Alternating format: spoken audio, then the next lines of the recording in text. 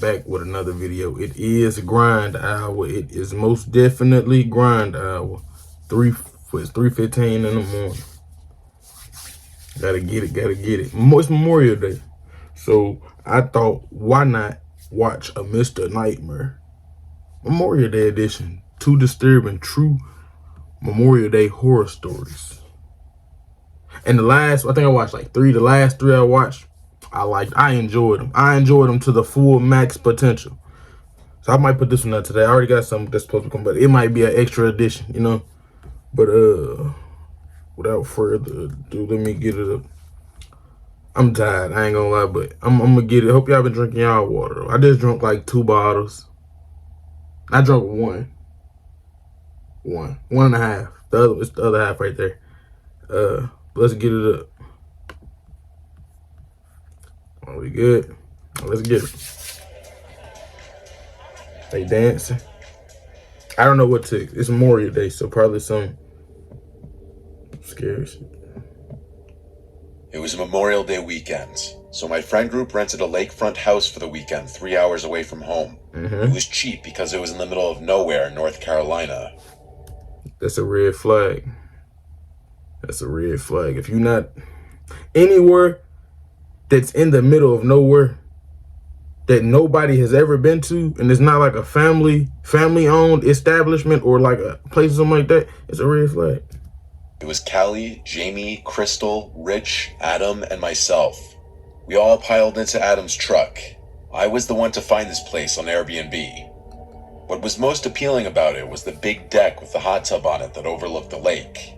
Okay. There was also a fire pit right by the water with a bunch of Adirondack chairs around it. Adirondack? Everything about it seemed perfect for a few days and nights of getting wasted with some friends.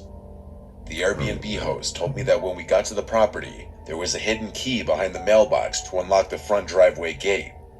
The driveway was made of gravel and dirt, and it cut through a small opening in the woods, bringing us slightly uphill to a bigger opening where the house was. Adam parked the truck right next to the front deck. The deck wrapped around the entire house. It was pretty cool. I'm gonna give my predictions. I got 2. Which one should I'm stuck between a ghost activity or I don't think nobody now, so it's gotta be like a ghost or so they saw something they weren't supposed to in the woods and they had cameras. The owner had cameras and they already knew about it. The thing I did was walk to the back part of the deck and look at the view of the lake. It was very beautiful and peaceful. Too bad we were about to be blasting music and partying. Right as we were done unpacking, everyone cracked open beers, and we wasted no time letting the weekend begin. We played beer pong, cornhole, barbecued, and blasted music for hours. We were really loud because, as far as we knew, this was the only house around here. It's not like there were any nearby neighbors to complain. The phone connection out there was very spotty, so we really were just living in the moment, socializing with each other, not distracted by social media and whatnot. As it was getting darker and we were sitting by the fire pit, we all got startled when a voice came from the edge of the woods. It was some middle-aged... Somebody else is out there. A voice. And from the woods? Unless they live... woman with short hair. She started yelling at us to lower the music. So someone lowered the volume of the music, and the woman started more or less lecturing us, saying how we out-of-towners always come here and litter in the lake and create nothing but noise. Mind your business. She seemed like genuine white trash. I apologized on behalf of all of us, and one of the girls asked the woman if she lived nearby and if she could hear the music. The woman responded still in a yell that she couldn't even hear herself think. She didn't acknowledge the other question regarding if she lived nearby. Then she just walked away into the woods, like literally into the dark woods. It was so strange. When we were sure she was out of earshot, we all erupted into laughter. As bizarre as the encounter was, we had to make light of it. But it also did put a slight damper on things, considering we thought for sure we were far enough away from any neighboring houses to blast music and be... She's been following you guys. Amazon is overcharging you, but I can show you how to avoid it. Don't spend another dime on Amazon. This is my thing. I'm really focused, so I'm trying to... Soon that concern was forgotten about, and we got loud again. Some immeasurable amount of time passed before a song ended and it went quiet for a second, and we heard a voice calling out from the lake. We paused. Alright, strike one was in the middle of nowhere. 2, the lady came yelling, "Mind your business, I paid to be here. Don't litter, but mind your business." If somebody come yelling from the water, I'm going home. I'm going home. And listened, and sure enough, a voice was calling out for help in the middle of the lake. On second thought, I'm still, what you mean help? I wouldn't leave them. I would put a flashlight or something to make sure that they don't really need help. Because I'm not a bad person, but how you get down there? Who you with? We You're all not by looked at each yourself. other nervously. I stood up and went to the water and yelled out, "Who's out there? Are you in the water?" The voice called back, "Yes, help." Adrenaline started to kick in. There was a kayak leaned up against the deck by the water with... Wait.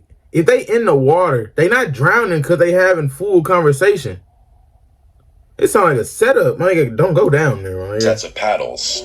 Adam and I agreed to paddle out there in an effort to save whoever was out there. We yelled out at them You to didn't keep see calling nobody. out. But as we got in the water, the calls seemed to get further away, no matter how deep we got into the lake. After like 5 to 10 minutes of rowing out to the complete darkness of this lake, calling out repeatedly for that man we heard, there was just utter silence. All we could see were the lights from the house sitting at the edge of the lake, and then just darkness in every other direction. It was only the sound of the light splashes of water, and then screams. Female screams coming from the direction of the house. They sounded gut-wrenching, like genuine screams of danger. It sounded like more than one, at least 2 of the girls' screams. We immediately started paddling back, even more panicked now. The screams stopped long before we got back to the shore.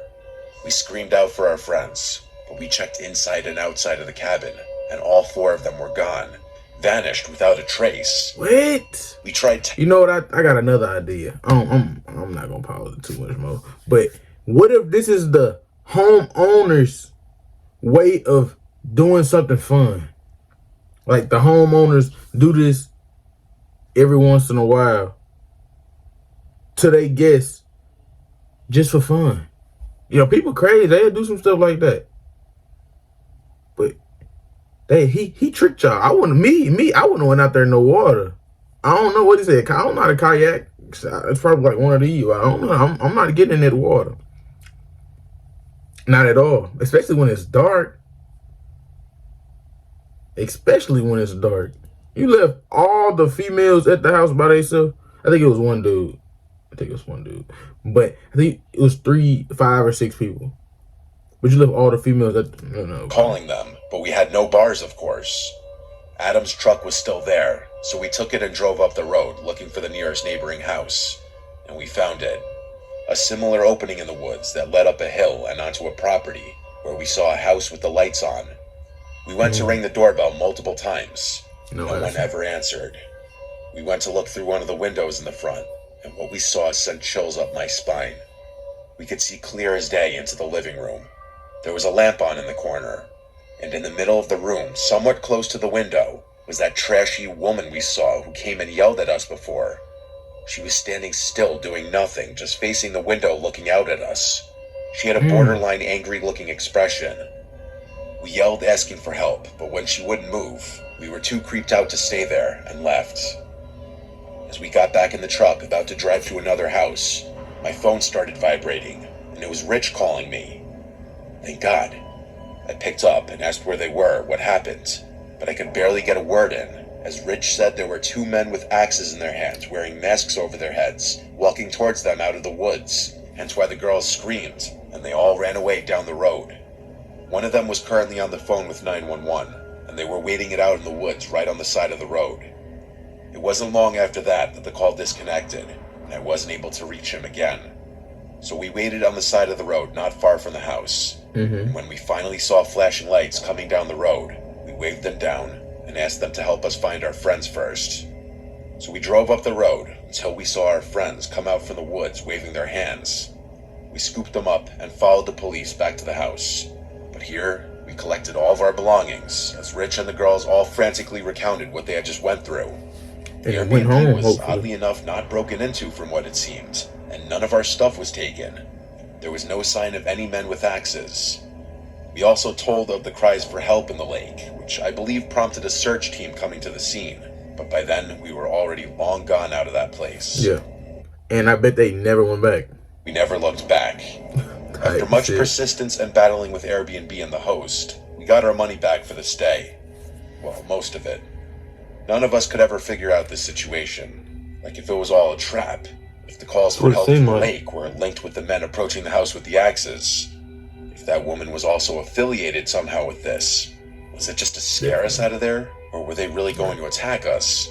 I don't know. And I think the house right there is the owner. I'm like, Airbnb, he could have seen the owners. So he should know how they look. I think that I don't use Airbnb, so I don't care. I just don't do remote places anymore after this. And I know the girls won't ever either. yeah, for sure. I'm gonna wrap this one up. That's it for this video. Happy Memorial Day. Y'all go with your family, barbecue. Save me a plate. You feel me? That's it for this video. I'm gonna catch y'all in the next one. Peace out.